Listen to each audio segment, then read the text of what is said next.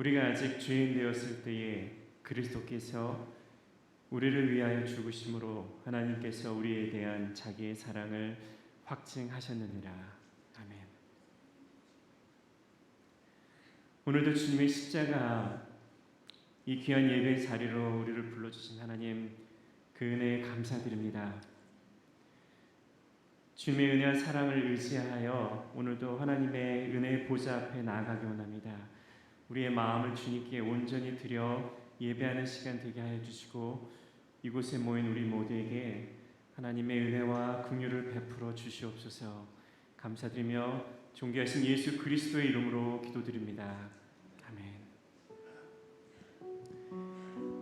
아멘. 하나님의 은혜의 보좌 앞에 나아가는 시간입니다. 이 시간 같이 자리에서 일어나셔서 우리의 마음을 다해 경배하며 신실하신 하나님, 나의 주 나의 하나님, 우리의 마음을 다해 고백하며 주님 앞에 찬양하겠습니다.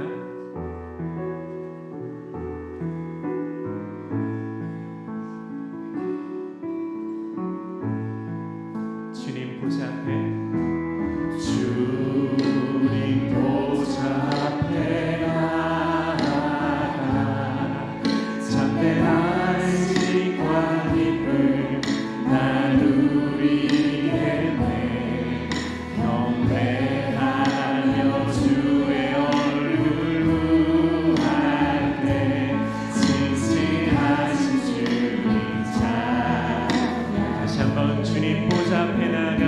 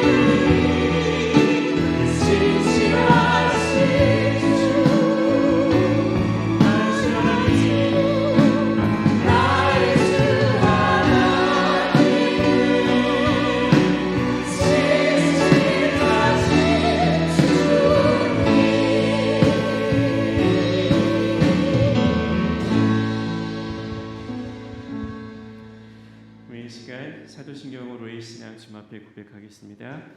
나는 전능하신 아버지 하나님 전지의 창조주를 믿습니다. 나는 그의 유일하신 아들 우리 주 예수 그리스도를 믿습니다. 그는 성령으로 잉태되어 동정녀 마리아에게서 나시고 본디오 빌라도에게 고난을 받아 십자가에 못 박혀 죽으시고 장사된 지 사흘 만에 죽은 자 가운데서 다시 살아나셨으며 하늘에 오르시어 전능하신 아버지 하나님 우편에 앉아 계시다가 거기로부터 살아있는 자와 죽은 자를 심판하러 오십니다. 나는 성령을 믿으며 거룩한 공교회와 성도의 교제와 죄를 용서받는 것과 몸의 부활과 영생을 믿습니다. 아멘. 이 시간 자리에 앉아서 계속 찬송할 때 우리의 모든 죄를 사하시고 구속하신 우리 주님의 은혜를 우리 같이 목소리 높여 힘차게 찬송하겠습니다.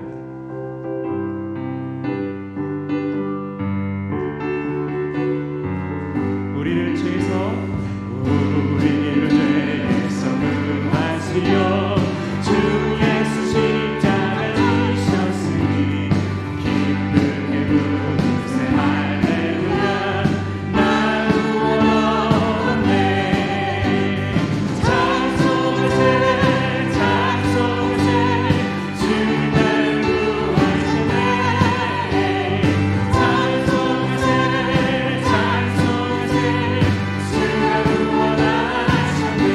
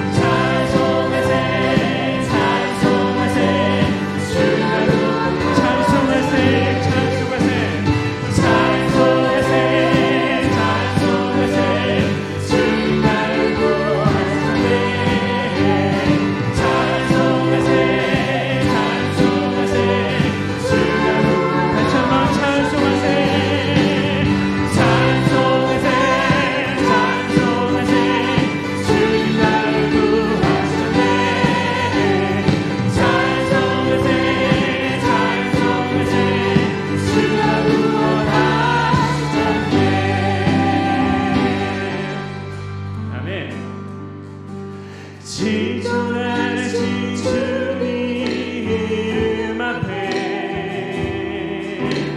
모두 무릎 꿇고 다 경배해. 거룩하신 주님 보좌 앞에 엎드려 절하세. 지존하신 주님 이름 앞에 지존하신 주님 이름 앞에 모두 무릎 꿇고 다 경배해. 거룩하신 주님 보좌 앞에 엎드려 절하세.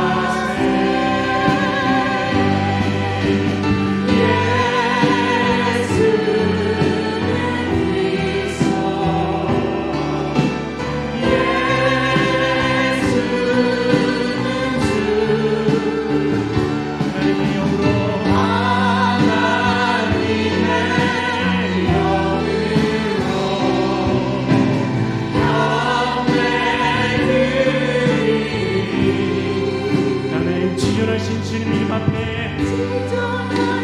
주님 이름 앞에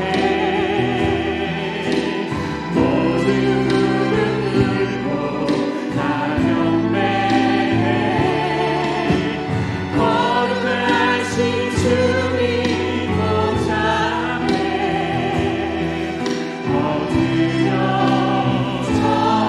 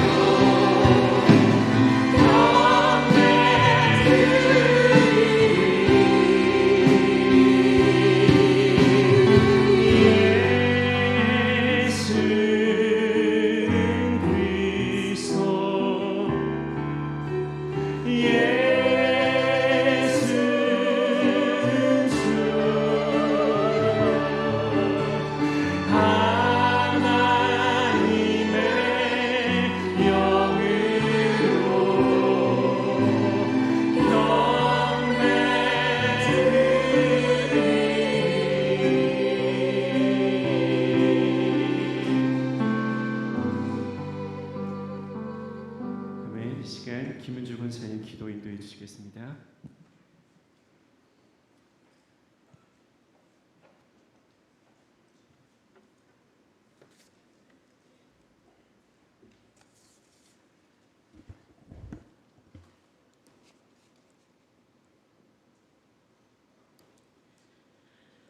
천지를 창조하신 하나님, 알파와 오메가, 처음과 나중 되신 하나님, 우리의 첫 숨과 마지막 숨, 또 중간의 모든 것을 주관하시는 하나님, 하나님 아버지의 영광이 이곳에 가득하길 바라며 찬양과 경배로 예배드리옵니다.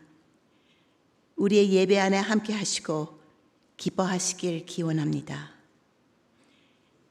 이 사순절 기간 동안 회개하며 우리가 죄인임을 더 깊이 고백합니다. 우리 마음을 들여다보면 더러운 거미줄, 말 못할 쓰레기, 미움과 시기와 욕심이 가득함을 고백합니다. 주님께서는 우리에게 세상의 소금과 빛이 되라 하셨는데 오히려 저희는 세상의 물에 빠져 소금 맛은 전혀 안 나고 빛도 꺼져버리지 않았나요? 하나님께서는 먼저 그의 나라와 그의 의를 구하라 하셨는데 우리는 지금 무엇을 추구하고 있나요?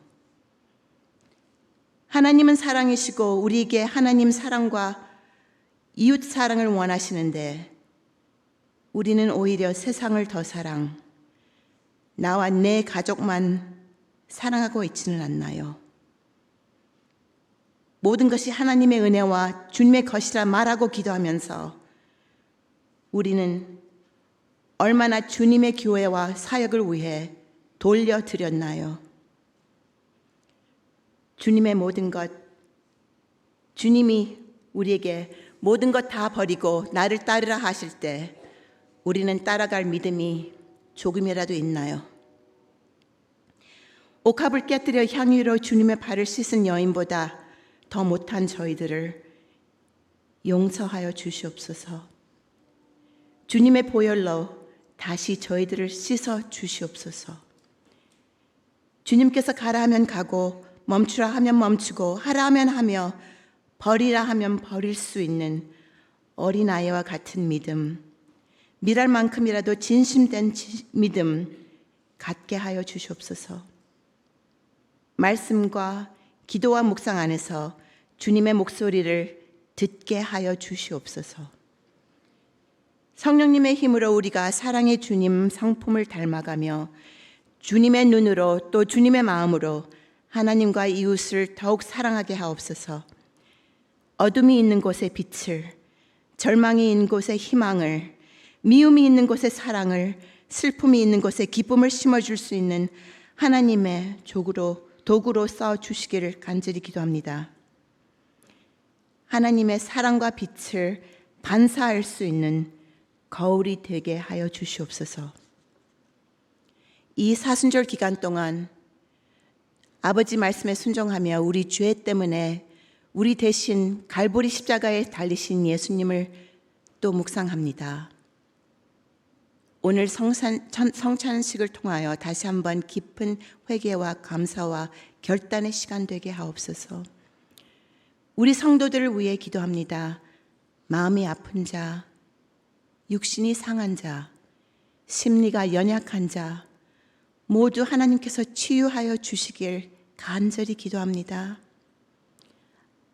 아바 아버지라 부르며 아멘이라 외치며 머리 숙여 기도드리는 우리 모든 성도들에게 또 그들의 가정, 아이들, 사업, 학업에 또 그들이 발 디디는 모든 곳에 하나님의 축복이 넘치시길 기도합니다.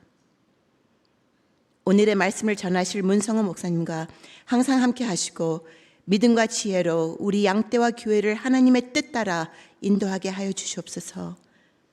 알게 모르게 교회를 위해 헌신하시는 모든 성도들 하나님의 큰 축복 내려주시옵소서. 우리 교회에 여러 사역이 준비하고 있는 부흥회, 이웃 초청의 날, 단기 선교 등 여러 행사를 주관하여 주시옵시고 이를 위하여 더욱 열심히 우리 성도들 기도하게 하옵소서. 우리 교회가, 우리 라이프 크릭 처치가 더욱 하나로 뭉치고 사랑으로 성장함으로 믿지 않는 이웃들이, 친구가, 또 우리의 가족이 주를 믿으며 주를 찬양하고 하나님의 나라가 번창하게 하여 주시옵소서. 주님 따르는 일이 아무리 고달프고 괴로울지라도, 아무리 세상이 우리를 어리석고 약하다 할지라도 임마누엘 하나님이 우리와 함께 하심을 믿으며 오늘도 내일을 향하여 담대하게 하나님과 동행하며 나아가길 원합니다. 참 생명을 주시고 영생을 약속하신 주님을 기쁨으로 따르기 원합니다. 우리의 삶이 주님의 기쁨 되길 원합니다. 이 예배 가운데 주님을 만나고 주님이 당하신 고난의 의미를 가슴속 깊이 느낄 수 있는 귀한 예배가 되게 하여 주시옵소서. 십자가의 보혈로 우리의 죄악에서 구원하시고 사랑과 순종으로 저희를 하나님의 귀한 자녀 되게 하여 주신 거룩하신 우리 주 예수 그리스도의 이름으로 기도하였습니다. 아멘.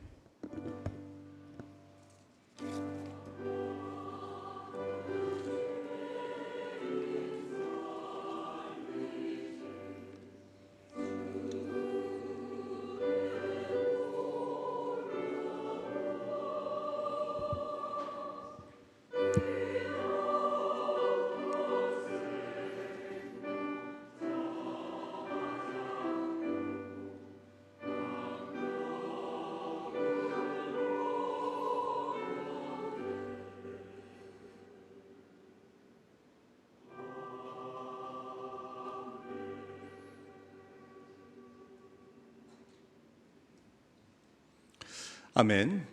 오늘 하나님께서 우리에게 주시는 말씀은 요한 1서 3장 11절부터 20절까지의 말씀입니다.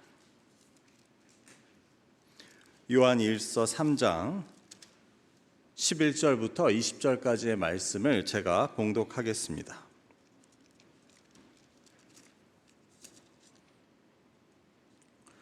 우리는 서로 사랑할지니 이는 너희가 처음부터 들은 소식이라. 가인같이 하지 말라. 그는 악한 자에게 속하여 그 아우를 죽였으니 어떤 이유로 죽였느냐? 자기의 행위는 악하고 그의 아우의 행위는 의로움이라.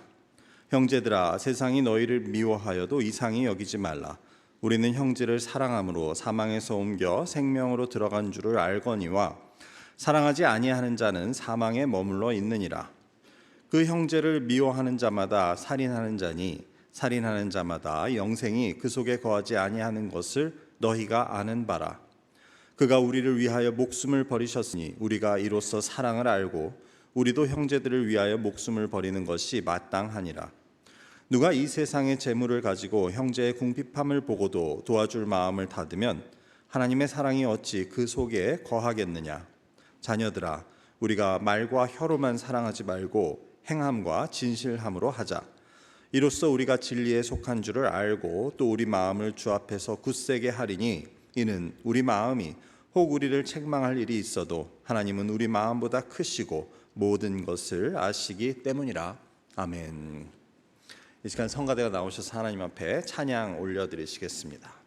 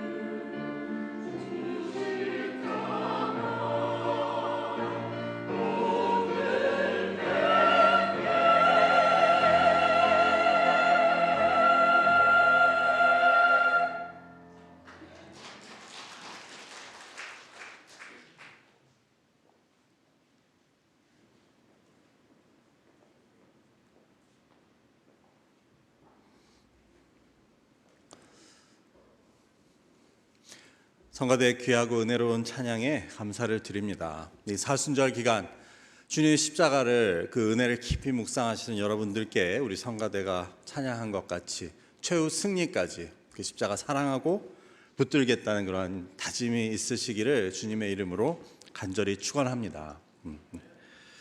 우리가 오늘 읽은 요한 1서는 그 책이 짧음에도 불구하고 그 전체가 사랑에 대한 이야기로 가득 차 있습니다.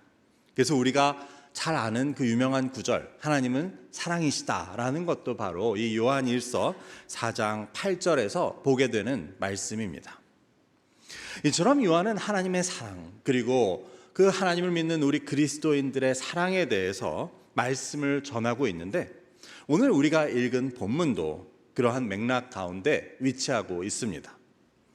우리가 읽은 본문은 3장의 뒷부분인데, 그 앞의 내용인 3장의 앞부분을 보면 요한은 하나님께서 어떤 사랑으로 우리를 사랑하셨는지 너희가 그것을 알라고 하며, 그 사랑으로 인해 우리가 하나님의 자녀가 되었다고 말합니다.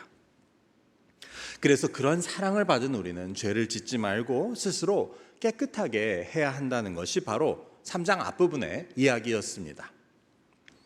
거기서 이어지는 오늘의 본문은 그래서 우리도 서로 사랑하는 것이 맞다는 말로 시작합니다. 제가 11절을 읽어보겠습니다. 우리는 서로 사랑할지니 이는 너희가 처음부터 들은 소식이라. 여기서 요한은 우리가 서로 사랑해야 한다고 하면 그것은 우리가 처음부터 들은 소식이라고 말합니다. 여기서 처음부터 들었다는 것은 말 그대로 우리가 가장 먼저 배운 것이라는 뜻도 될 수 있지만, 동시에 제일 기본이 된다는, 그리고 가장 중요하다는 뜻도 됩니다. 그래서 요한은 우리에게 우리가 서로 사랑하는 것이 우리 그리스도인의 기본이자 또한 우리에게 있어서 가장 중요한 것이라고 강조하고 있었습니다. 그런데 우리가 계속 읽어보면 바로 이어지는 12절에서 요한은 이렇게 시작합니다. 가인같이 하지 말라. 여러분, 가인은 누굽니까? 성경에 의하면 인류 최초의 살인자가 아닙니까? 즉 아담과 하와에게서 태어난 아들로 그는 그 동생 아벨을 죽인 살인자였습니다. 그러면 요한은 왜 서로 사랑하라고 말한 뒤에 바로 이어서 가인같이 하지 말라고 하고 있었습니까? 이것은 요한이 사랑에 대한, 자신의 목적인 사랑에 대한 말을 꺼내기 전에 사랑이 아닌 것에 대해 먼저 보여주고자 했던 것입니다. 그래서 사랑이 아닌 것 혹은 사랑의 반대쪽에 있는 것을 먼저 이야기하고 있었고, 그것은 바로 미움에 대한 이야기였습니다. 그래서 요한은 사랑에 대한 그의 권면에 있어서 먼저 미움에 대해서 이야기합니다. 그리고 나서 사랑을 말함으로 우리가 하지 말아야 할 것과 미움과 우리가 해야 할 사랑을 같이 말하고 있었던 것입니다. 이처럼 요한이 미움과 사랑을 대조해가며 설명해가는 그런 방식은 우리가 바로 앞장, 즉 요한일서 2장 9절과 10절에서도 볼 수 있습니다. 빛 가운데 있다고 하면서 그 형제를 미워하는 자는 지금까지 어둠에 있는 자요, 그의 형제를 사랑하는 자는 빛 가운데 거하여 자기 속에 거리낌이 없으나, 이처럼 형제를 미워하는 자와 형제를 사랑하는 자를 대조하며 이것을 어둠에 거하는 자와 빛에 거하는 자로 설명하고 있었습니다. 그래서 오늘은 이 요한의 서신을 통해 그가 가르쳐주는 미움과 사랑에 대해 하나님의 말씀을 함께 나누고자 합니다. 미움과 사랑은 어쩌면 우리 인간에게 있어서 가장 기본적인 감정 중에 하나라고 할 수 있습니다. 기쁨과 슬픔만큼 원초적이고 또 기쁨과 슬픔 같이 우리의 기본적인 감정이라고 하는 것입니다. 그런데 생각해 보면 미움과 사랑은 기쁨과 슬픔 같이 우리의 감정적인 반응이라고 하기보다는 우리의 적극적인 태도라는 것을 알게 됩니다. 그래서 미움과 사랑은 수동적인 감정이 아니고 능동적인 태도의 측면을 갖는다고 할 수 있습니다. 그리고 더 중요하게는 사랑과 미움은 우리의 영적인 상태를 보여주는 지표가 된다는 사실을 오늘 말씀은 우리에게 보여줍니다. 그렇다면 요한은 우리 믿는 자들에게 미움에 대해서 그리고 사랑에 대해서 무엇을 가르쳐주고 있었습니까? 오늘 본문이 보여주는 대로 먼저 11절부터 15절까지의 말씀을 통해 미움에 대해서 살펴보고 또 16절부터 20절까지의 말씀을 통해 사랑에 대한 말씀을 함께 나누고자 합니다. 이를 통해 우리가 왜 미움을 멀리하는 것이 필요하며 또 그 반대인 사랑을 하는 것이 중요한지를 살펴보고자 합니다. 먼저 오늘 말씀은 우리가 사람을 미워하게 되는 그 근본 이유에 대해서 보여줍니다. 요한은 우리의 미워하는 행동을 설명하기 위해서 가인을 그 예로 들고 있었습니다. 창세기 4장에 보면 가인은 그 동생 아벨을 미워하여 그를 죽이게 됩니다. 그런데 이처럼 가인이 아벨을 미워하게 된 이유는 무엇이었습니까? 그것은 하나님께서 동생 아벨의 제물만 받으시고 자신의 제물은 받지 않으셨기 때문이었습니다. 창세기 4장 3절부터 5절까지의 말씀입니다. 세월이 지난 후에 가인은 땅의 소산으로 제물을 삼아 여호와께 드렸고 아벨은 자기도 양의 첫 새끼와 그 기름으로 드렸더니 여호와께서 아벨과 그의 제물은 받으셨으나 가인과 그의 제물은 받지 아니하신지라 가인이 몹시 분하여 안색이 변하니. 여기서 볼 수 있듯이 가인은 농사를 짓는 사람이었고 아벨은 양을 치는 목자였습니다. 그래서 가인은 곡식으로 제물을 드렸고 아벨은 자기의 양의 첫 새끼와 그 기름으로 하나님께 제물을 드립니다. 그런데 하나님께서는 아벨과 그의 제물은 받으시지만 가인과 그의 제물은 받지 않으셨다는 것입니다. 여기서 왜 하나님이 아벨의 제물만 받으셨는지는 사실 그 이유가 성경에 분명하게 나와 있지는 않습니다. 그래서 그 이유를 논하는 데는 사실 또 다른 설교 한 편이 필요하다고 할 수 있습니다. 하지만 그것을 우리가 논하지 않고도 알 수 있는 것은 가인이 아벨을 미워할 만한 직접적인 이유는 없었다는 사실입니다. 생각해보면 하나님께서 자기 제물을 받지 않고 아벨의 제물만 받아서 가인이 화가 났다면 가인은 하나님께 화가 나고 하나님을 미워하는 것이 맞았을 것입니다. 사실 상황을 생각해보면 아벨이 그것을 갖고 형 가인을 놀렸을 것 같지도 않습니다. 성경에도 그런 말은 없을 뿐더러 가인은 아벨과의 사이의 문제로 아벨을 미워한 것이 아니었습니다. 이는 어쩌면 우리의 죄에 대한 깊은 성찰을 보여준다고 할 수 있습니다. 말씀만 놓고 보면 아벨은 가인에게 직접적으로 잘못한 것이 없었습니다. 하지만 그럼에도 가인은 아벨을 미워합니다. 하나님이 자기 제물은 안 받으시고 아벨의 제물만 받으셨기 때문입니다.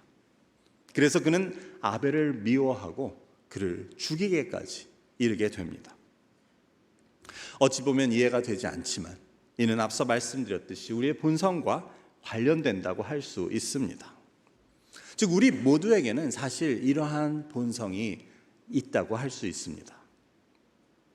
우리가 어린 아이들을 봐도 그렇지 않습니까? 집에서 큰 아이들을 놔두고 부모님이 새로 태어난 작은 아이만을 돌보고 이뻐하면 그 큰 아이가 부모님을 미워합니까? 자기 동생을 미워합니까?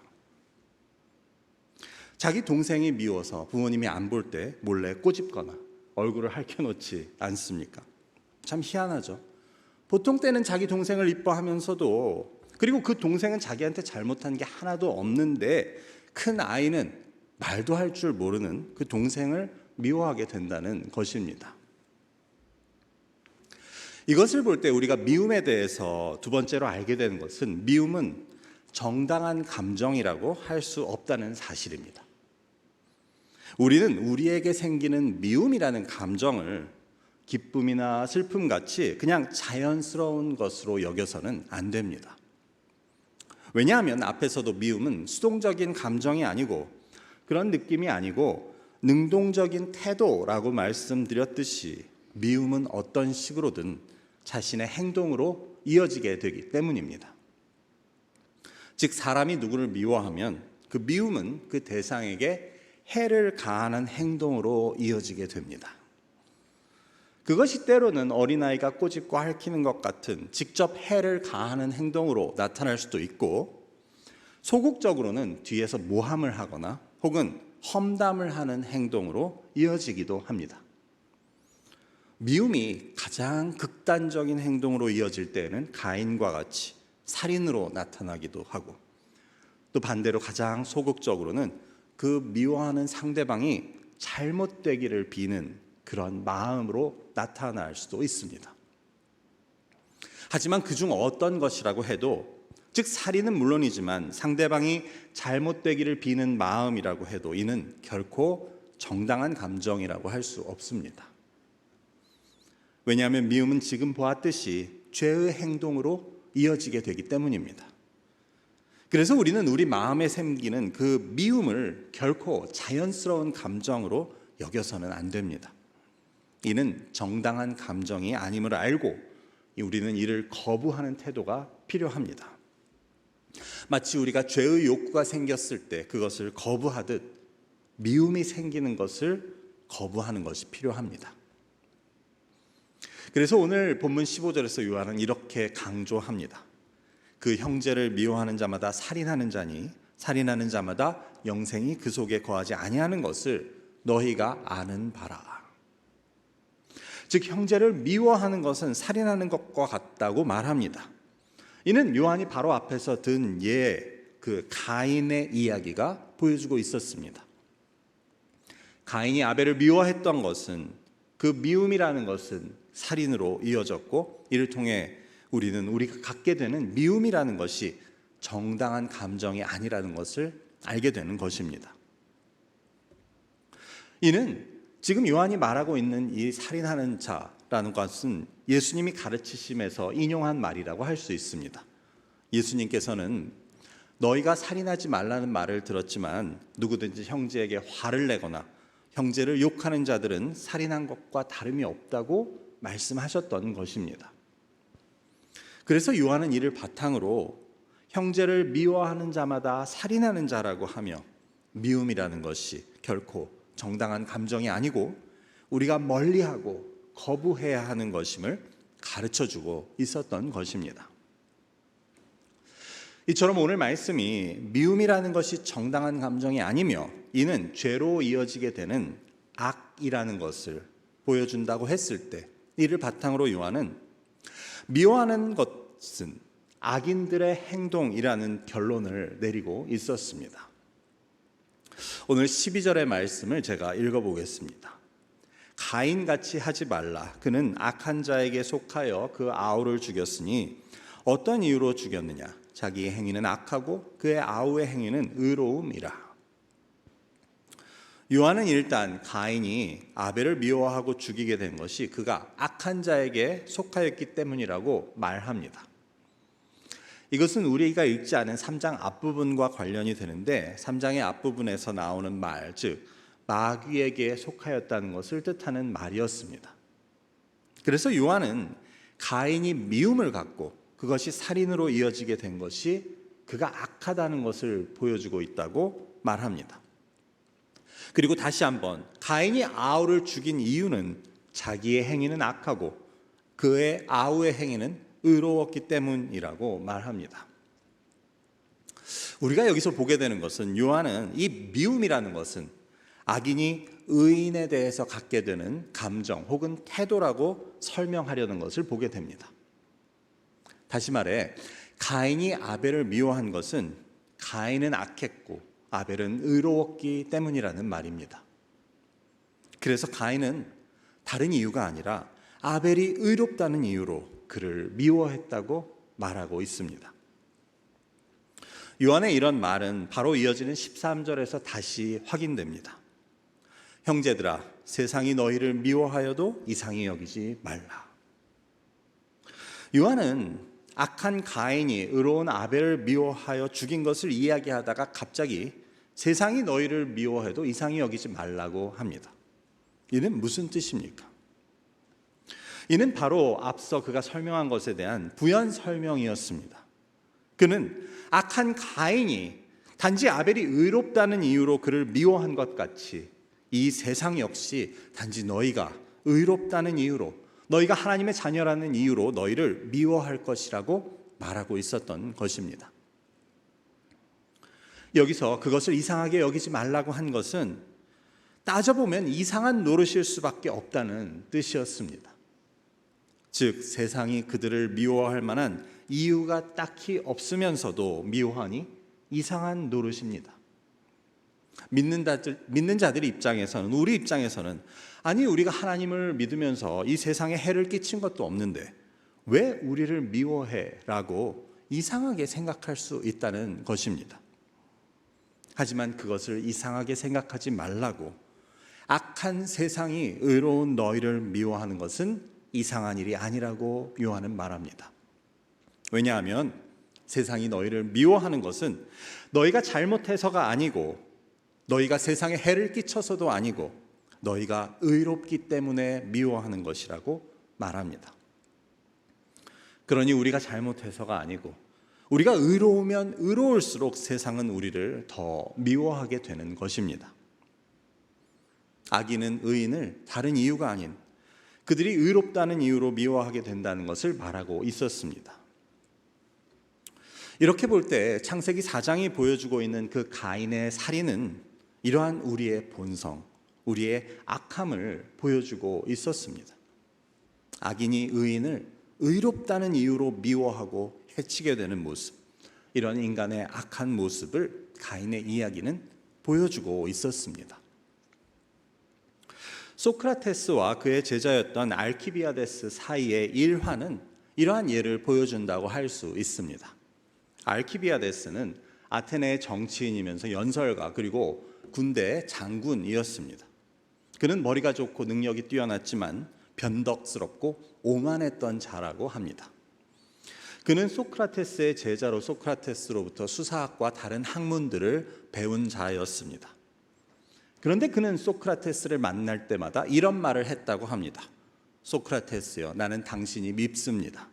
왜냐하면 당신을 만날 때마다 내가 어떤 사람인지를 알게 되기 때문입니다. 이 짧은 말은 무엇을 보여줍니까?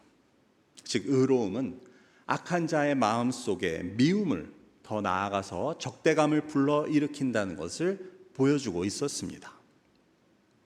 이는 어쩌면 알키비아데스의 솔직한 감정이었습니다. 상대방이 자기에게 직접 뭐라고 하지 않아도 의인은 악인에게 살아있는 질책이 되기 때문입니다. 아마 가인이 아벨에게서 느낀 것도 알키비아데스가 소크라테스에게서 느낀 것과 같은 것이었을 것입니다. 이것은 그 어느 경우보다도 사실 예수님께서 이 땅에 오셨을 때 그 가장 잘 나타나고 있었습니다. 바리새인들과 서기관들 그리고 사두개인들은 예수님을 미워했습니다. 그들의 눈엔 예수님도 어쩌면 선지자처럼 보였을 수 있었지만 같은 하나님의 말씀을 선포하는 예수님을 그리도 미워했습니다. 그래서 이는 이상한 일이었지만 사실 이상한 일이 아니었습니다. 왜냐하면 그들은 악했고 예수님은 의로우셨기 때문입니다. 물론 현실적으로 예수님이 그들의 지위나 그들의 권위에 도전이 되고 또 위협이 될 수 있었던 것도 그 미움의 이유라고 할 수 있을 것입니다. 하지만 이것 역시 악이 선을 미워하고 거짓이 진실을 해치고 없애고자 하는 그 일환을 보여준다고 할 수 있습니다. 이러한 사실을 요한복음 3장의 말씀은 이렇게 표현합니다. 3장 19절과 20절입니다. 그 정죄는 이것이니 곧 빛이 세상에 왔으되 사람들이 자기 행위가 악함으로 빛보다 어둠을 더 사랑한 것이니라. 악을 행하는 자마다 빛을 미워하여 빛으로 오지 아니하나니 이는 그 행위가 드러날까 함이요. 이 말씀은 분명히 보여주고 있습니다. 즉 악을 행하는 자는 빛을 미워하게 되어 있다는 것입니다. 왜냐하면 그 빛 앞에서는 자신의 행위가 드러나게 되기 때문입니다. 알키비아데스가 소크라테스를 만날 때마다 내가 어떤 사람인지를 알게 된다는 것도 마찬가지였습니다. 요한이 여기서 말하는 빛은 예수님을 말하는 것이었고, 그래서 이 역시 세상이 예수님을 미워하여 죽이게 된 것의 이치에 대해서 보여주고 있었습니다. 오늘 요한은 이처럼 우리가 누구를 미워한다는 것, 우리가 갖는 미움이라는 감정에 대해 여러 가지를 보여주고 있었는데 우리는 이를 통해 무엇을 깨닫게 됩니까? 오늘 말씀은 미움이란 것은 결코 기쁨이나 슬픔 같은 정당한 감정 중에 하나가 아니라는 것을 보여줍니다. 또한 그것이 정당하지 않은 이유는 미움은 수동적인 감정이나 느낌이 아니고 죄로 이어지게 되는 악하고 능동적인 태도 혹은 의도이기 때문이라고 할 수 있습니다. 그래서 이로부터 악인이 의인을 미워하는 이치에 대해 우리는 깨닫게 됩니다. 다시 말해 악인은 의인이 자기에게 무엇을 잘못해서가 아니고 단지 그가 의롭다는 이유로 어둠이 빛을 미워하듯 악인을 미워하게 된다는 사실을 우리는 깨닫게 됩니다. 이는 성경에 나오는 다른 예들을 살펴보아도 우리는 알 수 있습니다. 오늘 본문에 나오는 가인의 예 외에도 사울이 다윗을 미워하여 죽이려 한 것도 마찬가지였습니다. 악한 사울은 의로운 다윗을 미워하였고 그를 죽이고자 합니다. 그리고 이는 우리가 살펴본 예수님의 경우에서 가장 두드러지게 나타납니다. 이를 통해 우리가 깨닫게 되는 것은 이처럼 미움이라는 것은 정당한 단순한 감정이 아니고 이는 죄로 이어지는 것이라는 사실입니다. 그것이 손으로 지은 죄이든 말로 지은 죄이든 마음으로 지은 죄이든 간에 예수님께서는 그것은 살인하는 것과 마찬가지라고 말씀하십니다. 무엇보다도 우리가 살펴본 모든 성경의 예들은 미움이란 악인이 의인에 대해 갖는 태도이자 감정이라는 것을 보여주고 있었습니다. 그러니 우리에게 미움이 있다면 그것은 어쩌면 내가 어떤 사람인지를 혹은 내가 지금 어떤 상태에 있는지를 보여주는 두려운 척도가 된다는 것을 우리는 깨닫게 되는 것입니다. 이제 말씀을 맺고자 합니다. 사실 오늘 말씀의 제목이 보여주듯 저는 오늘 본문을 가지고 이 서로 대조되는 미움과 사랑에 대한 말씀을 나누고자 했습니다. 이는 본문에서 요한이 서로 사랑할 것을 권면하며 먼저 미움에 대한 이야기로 그의 권면을 시작하고 있었기 때문이었습니다. 그런데 오늘은 시간 관계상 미움에 대한 말씀만을 함께 나눌 수 있었습니다. 16절부터 20절까지의 사랑에 대한 권면은 계속해서 다시 나눌 기회가 있으리라고 봅니다. 하지만 우리는 오늘 말씀을 통해 미움이란 감정에 대해 하나님께서 보여주시는 귀한 뜻을 깨달을 수 있었습니다. 우리는 누구나 미움이란 감정이 없이 살 수는 없을 것입니다. 즉 누구를 미워하는 마음이 전혀 생기지 않을 수는 없습니다. 하지만 우리에게 미움이 생기는 것을 우리는 정당하고 혹은 일반적인 감정으로 여겨서는 안 될 것입니다. 즉 우리 마음에 미움이 생기는 것은 우리가 누구를 미워하게 되는 것은 우리에게 악한 생각이 드는 것과 마찬가지로 우리 안에서 죄의 욕구가 일어날 때와 마찬가지로 우리가 경계하고 거부해야 하는 것임을 우리는 기억해야 합니다. 오늘 말씀은 또한 미움은 악한 자들이 의로운 자들에 대해서 가지는 마음의 태도임을 보여주고 있었습니다. 이를 바꾸어 말해보면 내가 지금 누구를 미워하고 있다면 하나님 보시기에는 나는 악하고 그 미움을 받는 상대는 의롭게 여겨진다고까지 말할 수 있는 것입니다. 그래서 우리는 누구를 미워해서는 안 됩니다. 그래서 성경은 누구를 미워하는 나는 죄를 짓는 것이고 형제를 미워하는 자는 살인하는 자와 같다고 보여주고 있는 것입니다. 이제 우리는 우리에게 미움의 감정이 생기게 되면 정말 누가 미운 마음이 들게 되면 이를 적극적으로 물리칠 수 있어야 합니다. 그것을 즐겨서도 안 되고 그것을 품고 있어서도 그것에 익숙해져서도 안 됩니다. 미움은 어떤 모양이라도 버려야 합니다. 왜냐하면 미움은 우리를 악인으로 만들고 우리로 하여금 살인을 저지르게 하는 죄의 씨앗이라고 할 수 있기 때문입니다. 우리 마음을 미움 대신 사랑으로 가득 채우실 수 있기를 바랍니다. 그리스도의 사랑 안에 풍성히 거하여 미움이 끼어들지 못하고 미움이 자리 잡지 못하는 빛의 자녀들, 사랑의 자녀들이 모두 되실 수 있기를 주님의 이름으로 축원합니다. 기도하겠습니다. 아버지 감사합니다. 오늘 요한의 서신 그 겉면을 통하여서 하나님께서 보여주시는 미움의 속성에 대해 우리가 깨닫게 하시니 감사합니다.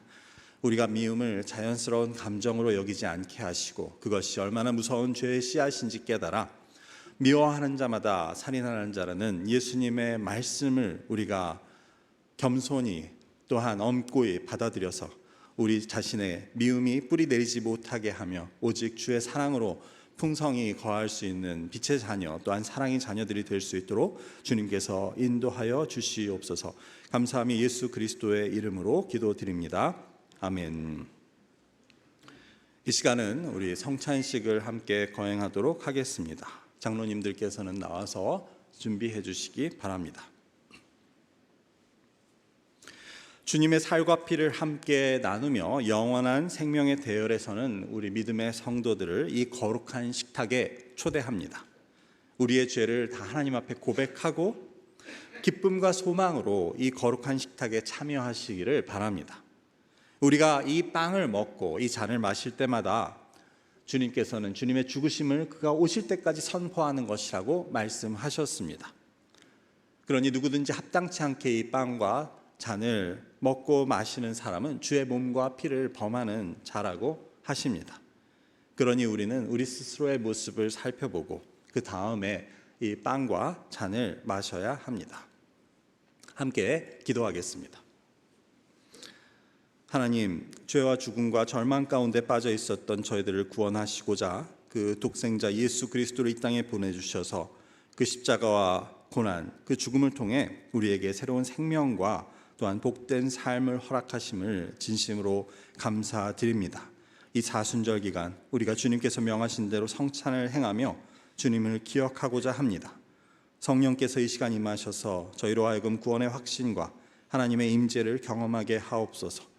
우리가 주님의 잔과 떡을 먹고 마시기 전에 우리 가운데 있는 미움과 죄의 씨앗을 주님 앞에 내려놓고 회개하게 하시고 이것을 먹고 마심을 통하여서 하나님 주님의 사랑의 자녀로 새로 거듭날 수 있는 귀한 은혜를 이 시간 허락해 주시옵소서.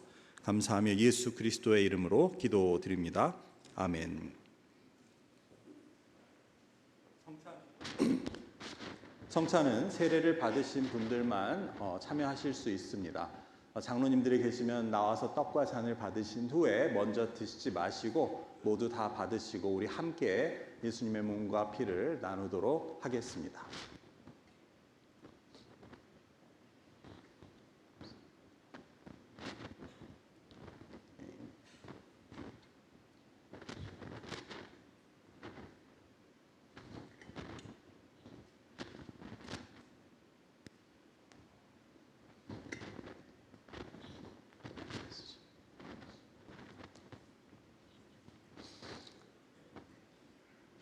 예수께서 이르시되 나는 생명의 떡이니 내게 오는 자는 결코 줄이지 아니할 터이요 나를 믿는 자는 영원히 목마르지 아니하리라.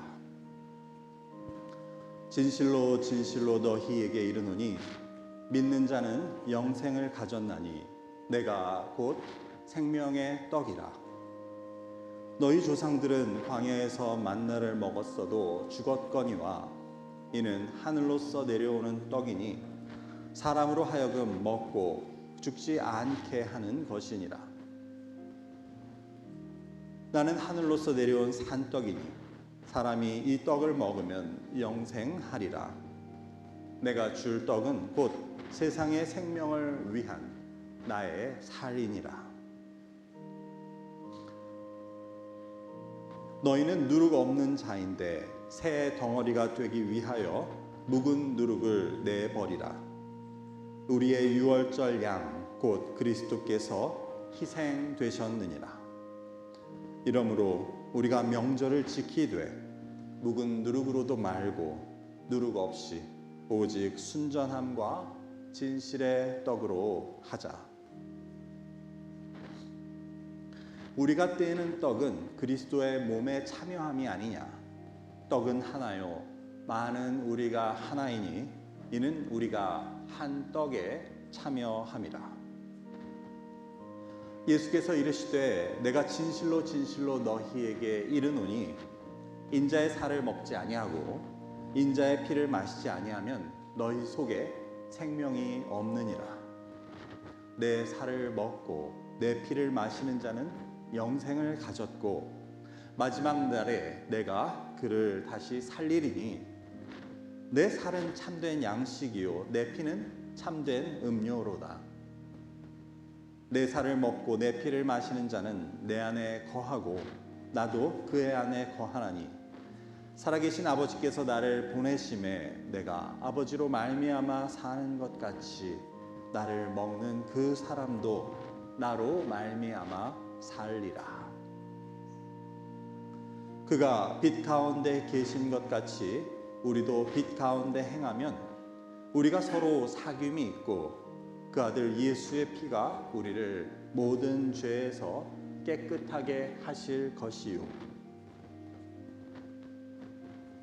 우리는 그리스도 안에서 그의 은혜의 풍성함을 따라 그의 피로 말미암아 속량 곧 죄사함을 받았느니라.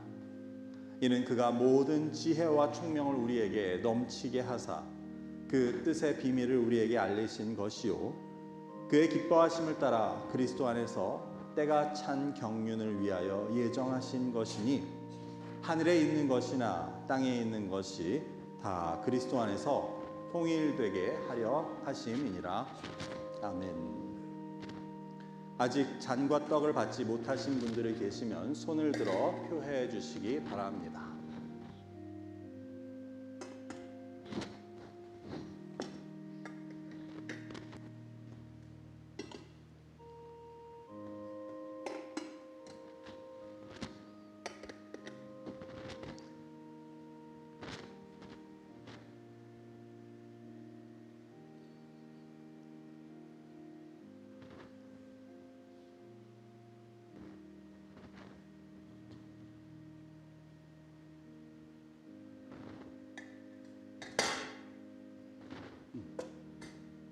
이제 함께 떡을 드시겠습니다. 예수님께서는 이것은 너희를 위하는 내 몸이니 이것을 먹을 때마다 나를 기억하라 하셨습니다. 함께 떡을 드시겠습니다.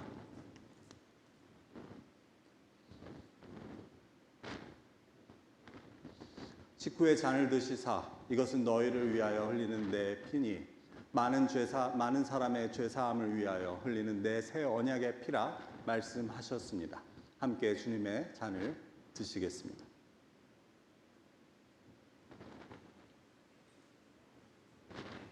함께 기도하겠습니다. 사랑의 하나님, 이 시간 저에게 하늘의 신령한 양식을 허락하시니 감사합니다. 이 귀한 양식과 이 생명의 은혜가 예수 그리스도께서 우리를 위해 몸이 찢기시고 피를 흘리심을 통해 허락되었던 것을 이 사순절 기간을 통해 우리가 다시 깊이 묵상하고자 합니다. 아버지, 우리가 주님의 피와 몸을 나눈 자들로서 주님 안에서 하나가 되게 하시고 이 하나된 교회를 통해 하나님께서 이 땅에 뜻하신 그 귀한 뜻과 또한 하나님 나라를 위해 힘쓸 수 있는 주님의 백성들이 될 수 있도록 은혜 내려 주시옵소서. 감사하며 예수 그리스도의 이름으로 기도드립니다. 아멘.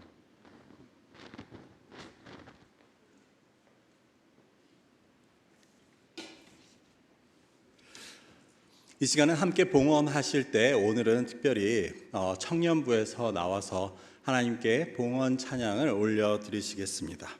청년부의 찬양을 들으시며 준비하신 예물을 하나님께 봉헌하시겠습니다.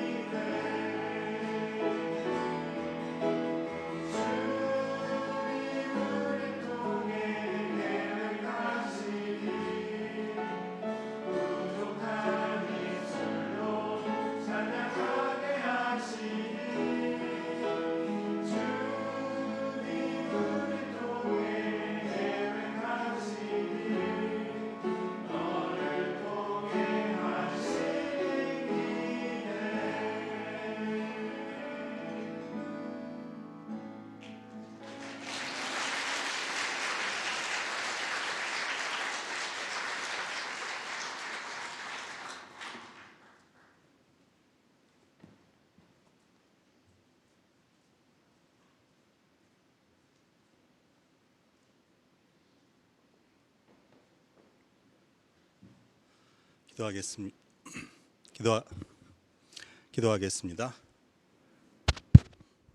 기도하겠습니다. 사랑의 하나님, 감사합니다. 우리에게 주신 이 귀한 은혜, 우리가 이 복음의 귀한 소식과 은혜에 감사하는 마음으로 우리의 마음과 정성을 모아 이 시간 주님께 예물을 드립니다. 아버지 하나님, 이 예물이 주님께서 기뻐 받으시는 것이 되게 하시고 이것이 쓰이는 곳마다 주님의 놀라운 사랑과 그 복음이 전해지도록 주님 인도하여 주옵소서. 또한 믿음으로 드린 손길들이 있습니다. 아버지 하나님, 기억하여 주셔서 그들의 형편과 그들의 어려움을 모두 아시는 주님께서 함께 하시며 그들이 시험 가운데도 낙심치 않고 주님을 의지하여 이겨낼 수 있게 하시며 아버지, 특별히 몸의 불편함이나 영적인 문제로 또한 경제적이나 가정적인 문제로 고통당하는 자들 하나님 긍휼히 여겨주셔서 주의 성령으로 함께 하시고 치유와 회복의 역사를 허락하여 주시옵소서. 아버지, 특별히 오늘 하나님께 마음으로 찬양을 드린 청년대학부 기억하여 주시옵소서. 주님, 그들을 향해 계획하신 일, 주님의 뜻 가운데서 선하게 이루어질 수 있도록 그들이 어딜 가든지 함께 하여 주시며 그들에게 필요한 지혜와 사랑으로 또한 건강과 용기로 주님 늘 채워주시옵소서. 이를 위해 수고하시는 사역자들께도 주님께서 귀한 은혜 내려주시기를 바라며 감사하며 예수 그리스도의 이름으로 기도드립니다. 아멘. 이제 교회 소식을 함께 나누겠습니다. 오늘 친교 후에는 12시에 본 예배실에서 정기 재직회가 있습니다. 재직원분들의 모든 참석을 부탁을 드립니다. 이번 주 부활절 4월 9일에 세례 및 입교를 받으실 분들의 명단은 아래와 같습니다. 세례 및 입교자들을 위해서 기도해 주시기를 부탁드립니다.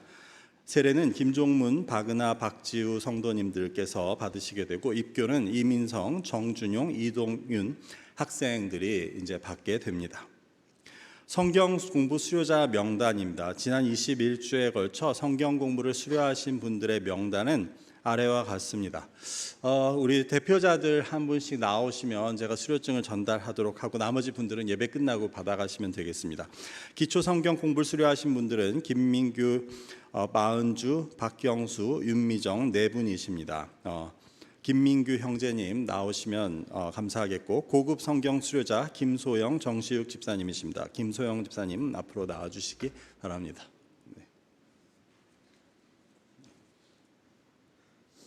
네. 쑥스러우시죠? 네, 그냥 앞에 편하게 서시면 되겠습니다. 네, 제가 한 분씩 드리겠습니다. 수료증 이름 김민규, 위의 사람은 본교회 기초 성경 공부 과정을 성실히 이수하였으므로 이 증서를 수여합니다. 주의 말씀은 내 발의 등이요 내 길의 빛이니이다. 2023년 3월 19일 라이프 그리교회 담임 목사 문성호.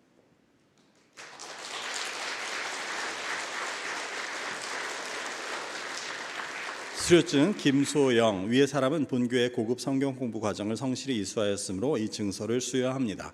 주의 말씀은 내 발의 등이요 내 길의 빛이니이다. 2023년 3월 19일 라이프 그리교회 담임 목사 문성호.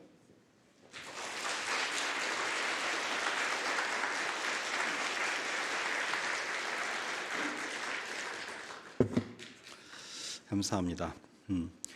여름 단기 선교 참가자 모집에 대한 안내입니다. 팬데믹 동안 중단되었던 단기 선교를 아래와 같이 준비하고자 합니다. 네, 아직 준비 단계에 있습니다. 그래서 대학생 청년을 포함하여 참가를 희망하시는 분들은 목회자나 당회원들께 알려주시기 바랍니다. 기간은 8월 7일부터 11일 월요일부터 금요일이고요. 저희 교회가 이전에 다녔던 캐리 미시시피 크리스천 센터로 가게 됩니다. 이 단기 선교는 기본적으로 유스 그룹이 중심이 돼서 가게 됩니다. 하지만 어느 정도 인원이 되지 않으면 가지 못하기 때문에 저희가 모든 교인들, 특별히 청년부나 아니면 대학생들 가운데 참가를 희망하시는 분들을 모집해보고 인원이 되면 충족되면 저희가 이 가는 것을 진행하도록 하겠습니다. 그렇기 때문에 빠른 시일 내에 만약에 의사가 있으시면 기도해 보시고 알려주시면 저희가 결정하는 데 도움이 될 것 같습니다. 오늘 저녁 5시에 저희 집에서 새가족 환영회가 있습니다.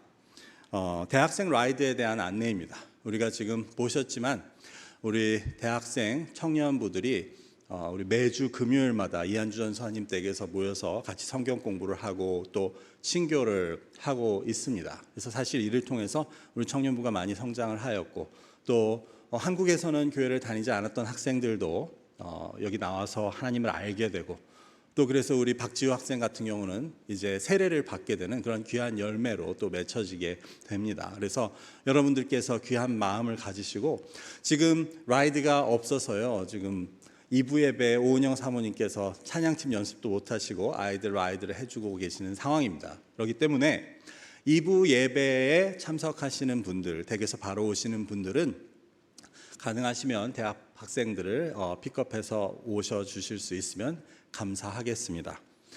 그리고 수고해 주신 분들께 이번 기회를 통해서 말씀드리자면 이 금요일마다 하는 거 오은영 사부님께서 기본적으로 수고하시지만 또 가끔 여러분들께서 마음을 주셔서 또 저녁 식사를 준비해 주시기도 합니다. 그럼 마음에 감사드리고 특별히 아까 나와서 찬양하신 제일 오른쪽에 계셨던 윤민규 성도님 같은 경우는 이한주 전사님과 함께 청년들을 섬기는데 자원해서 봉사하고 계시고 네, 그 윤미정 성도님께서도 수고해주고 계십니다. 그래서 여러분들 기억해 주시고 또 위에서 기도해 주시면 큰 힘이 될 것이라고 믿습니다.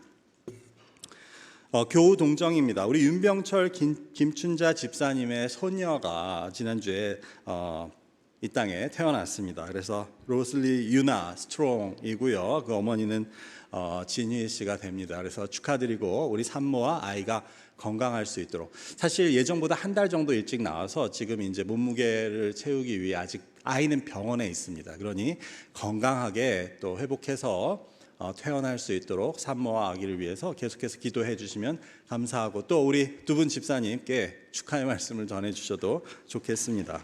네.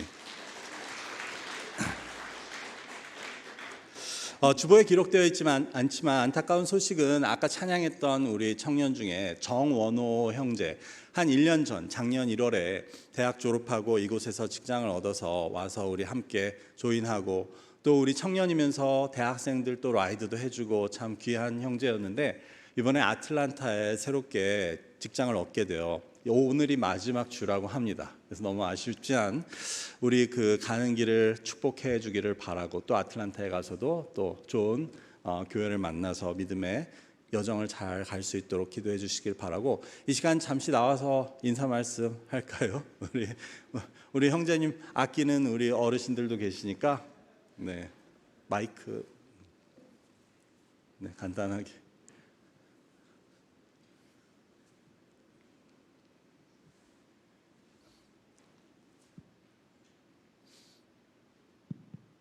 예. 아까 방금 목사님께서 말씀해주셨다시피 대학교 졸업하고 이제 첫 직장 잡아서 여기에 왔는데 정말 멋모르고 우리 이렇게 왔는데 불구하고 정말 여기 왔는데 불구하고 여기에서 정말 저를 잘 품어주시고 해주셔서 그동안 정말 제가 잘 지낼 수 있었던 것 같습니다. 정말 그동안 감사했습니다. 네, 그래요. 거기 서 계시면 제가 잠깐 기도하겠습니다. 우리 원호 형제 위해서 잠깐만 서 계시면 제가 기도할게요. 네, 함께 우리 합심해서 원호 형제를 위해서 축복하는 기도하고 제가 끝에 기도하겠습니다. 함께 기도하겠습니다.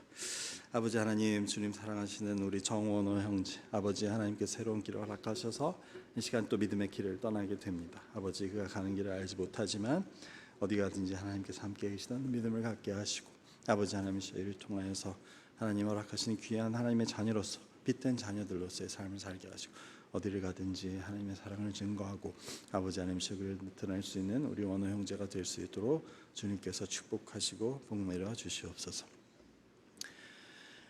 아버지 감사합니다. 하나님의 계획이 있으셔서 우리에게 허락하셨던 하나님의 사랑하는 아들 정원호 형제 또한 하나님께서 보내시는 곳으로 이제 떠나게 됩니다. 아버지 하나님이셔 그곳에 가서도 하나님께 제단을 쌓는 주님의 아들이 되게 하시고 아버지 하나님이셔 이를 통해 또한 하나님께서 허락하신 새로운 곳에서의 믿음의 여정을 하나님을 의지하고 하나님과 함께 또 또한 걸어갈 수 있도록 주님 인도하여 주시옵소서.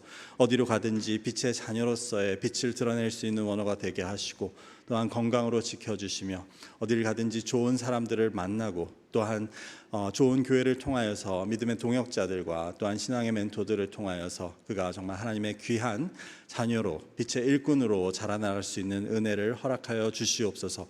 우리가 떨어져 있지만 서로를 위해서 기도하게 하시고, 또한 서로 간에 좋은 소식이 오고 갈 수 있게 하시고, 하나님께서 아브라함과 이삭과 야곱에게 허락하셨던 그 귀한 은혜를 원호에게도 허락하여 주셔서, 하나님, 이는 내 사랑하는 아들이라 내가 약속한 땅을 내게 주겠다는 귀한 약속과 복을 우리 정원호 형제에게 허락하여 주시옵소서.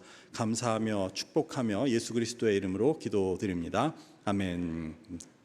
네, 박수.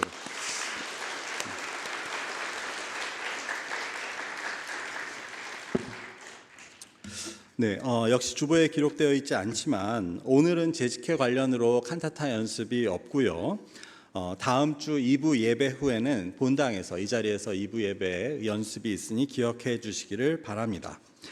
또 한 가지 광고드릴 말씀은 저희가 예배 후에 조금 우리의 어떤 활동 같은 것들을 우리가 좀 진행하기 위해서 부활절 예배 후 친교하시고 나서 각 선교회별로 우리 운동을 하는 좀 시간을 가졌으면 합니다. 그래서 이것은 뭐 특별한 대대적인 교회 행사라기보다는요, 선교회들이 참여할 수 있는 자연스러운 장이라고 생각을 하시고, 그래서 각 선교회별로 예를 들어 남자는 족구라든지 여자분들은 뭐 배드민턴이나 피구 같은 종목으로 해서 우리가 함께 운동을 하며 서로 친교할 수 있는, 그래서 우리 20대 선교회와 또 60대 사랑 선교회도 서로 알아갈 수 있는 그러한 좀 자리들을 마련하고자 합니다.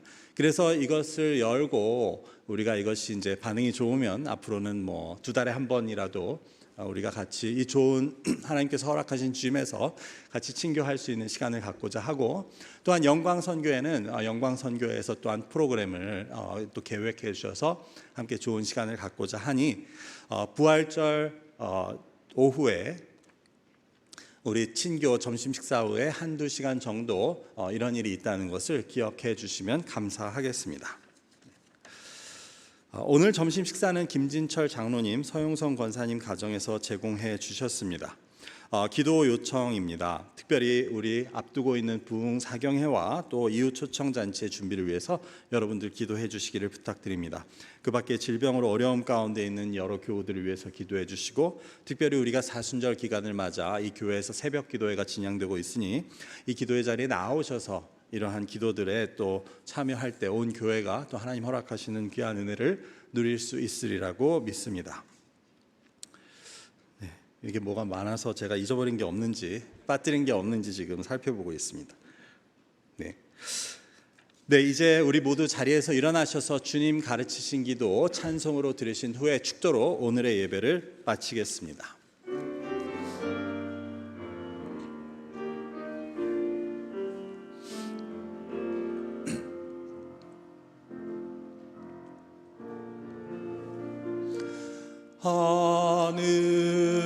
하늘에 계신 아버지, 이름 거룩하사 주님 나라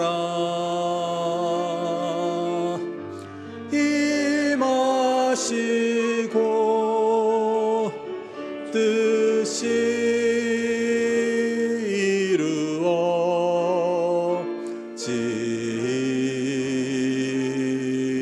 이루어지이다. 일용할 양식 주시고 우리들의 큰 죄 다 용서하옵시고 또 시험에 들게 마시고 악에서 구원하소서. 내게 주의 나라 주의 원사